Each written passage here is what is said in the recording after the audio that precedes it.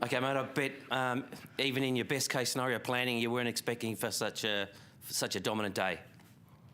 Yeah, we started the game really well. I think it was Ben McAvoy won the toss, and we got the breeze. It died off just after half time, but glad we could get some ascendancy early in the game. And really, I didn't actually think we played particularly well in the first 10 minutes, and then we got a bit better and we kicked a couple of goals. They missed some opportunities, and obviously we had scoreboard pressure on them early on, and 8 goals in the first quarter makes it hard for them for the rest of the day.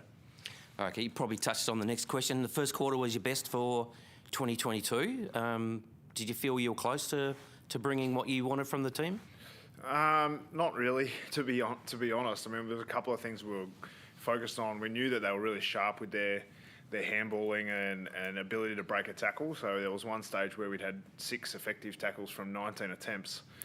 So pretty ordinary tackling. I thought they were a little bit more physical than us in the early part of the game, but we were able to square that up later on and got a little bit better. But we made the most of our chances in the first part of the game, which is always important. We've seen some other games across the competition where bad kicking has cost games, but certainly we kicked 8 goals in the first quarter, and really hard for them to come back from that point. Yeah, you probably can't help but be pretty pleased with the boys the way the first half, particularly their pressure on the ball carrier when they had it, and also you just seemed to outnumber them at every single contest. Yeah, we had a bit of a work rate focus going in. We knew it would be a contested game, and that's what North Melbourne's brand has been built around. Their midfield is really strong, and we thought it was important to keep control of at least one of them. So Finn did a really good job on Simpkin, and LDU caused us some troubles across the day, but for the most part, I thought the midfield battle was won by us, which was pleasing. It has been an area that hasn't always been as strong, but I think the thing that we take away from that game is our best is very good, but the last quarter I think they kicked 7 goals, and we learnt that if we're not tightening the screws on everything that we do, we'll get pulled apart, and that's been the story of our season. We saw it again late today. Yeah, they kicked 5 goals in red time, and that's normally the sort of thing that really annoys the coach. Yeah, I was very frustrated. The game was put away, but you still have to play in the right manner, and you need to be in the habits to play the right way. And we wouldn't want to play the way we did late in this game to start the next week. Okay, and as dominant as you were in the midfield, there was a battle in the forward 50 that went really well. Jack Gunson's return was pretty amazing. You must be very proud of the way that he's come back into the team. Yeah, I was really proud of Jack.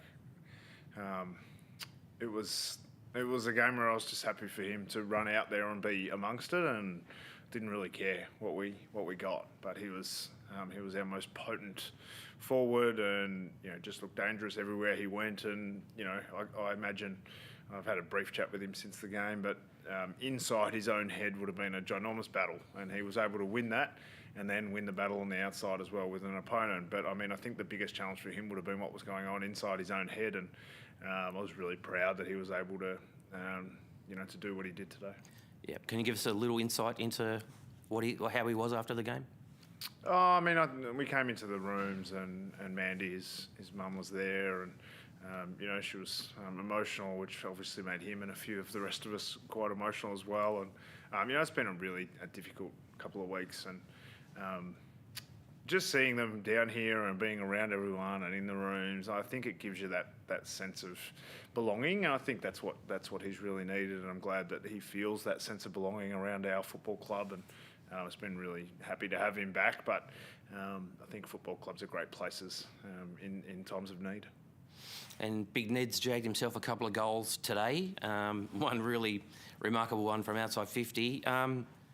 Is he sort of spying maybe a future as a key forward for Hawthorn, or? Yeah, I'm not sure. He's learning. I think a couple of weeks ago he played when Big Boy came back into the side. His ruck craft was still going along nicely, but he hadn't really played forward at all.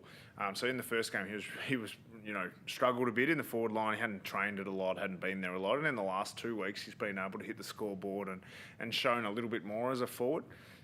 But I think there's a lot of good clubs that are playing 2 rucks and some that are still only playing 1. So we're going to continue to explore what that looks like, and if he's able to get forward and kick a goal or 2, then that obviously helps his flexibility as a player.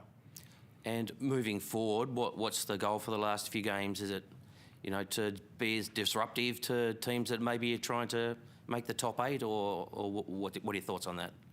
Really, I think we're just on our own journey. Nothing changes for us. We recognise that as a club, we need to be a team that other teams are trying to disrupt in years to come. So we want to be a finals winning team. So we're building a brand that we think will stand up when that time comes for us.